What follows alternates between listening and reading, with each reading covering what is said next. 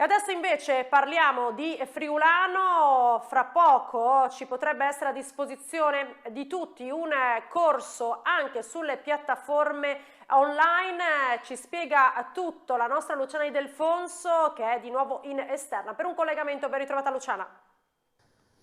Buongiorno Valentina, ci troviamo nella sede dell'Arlef insieme a Eros Cisilino per capire quali sono le ultime novità quando parliamo di Marilenghe anche al tempo del Covid. Come cambia? Quali le novità? Ci sono importanti novità, ci saranno appunto i corsi che facciamo solitamente insieme alle amministrazioni comunali.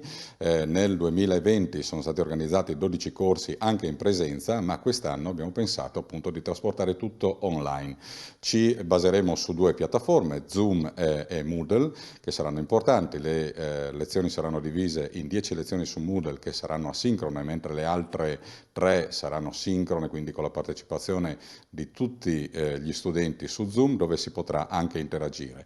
Le lezioni sono di alto livello, chiaramente come sempre di tradizione della Società Filologica Friulana e dell'Arle soprattutto, che cura appunto tutta la politica linguistica per la regione Friuli-Venezia Giulia, e la cosa importante è che si baseranno anche su 3 volumi. Uno è stato già editato, sono di 112 pagine ciascuno, gli altri sono in via di edizione, quindi è importante anche far sapere ai nostri studenti, ai nostri allievi, che avranno la possibilità di avere una formazione anche a distanza e soprattutto anche con le modalità tempistiche che più gli aggradano. Questo è un risultato che direi è importante per far aumentare il numero dei parlanti.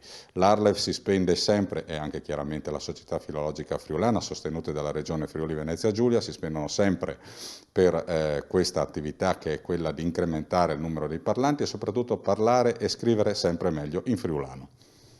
E allora, questo è l'obiettivo con queste novità che scorrono su internet e che quindi permettono di raggiungere più persone in minor tempo. Valentina, a te la linea.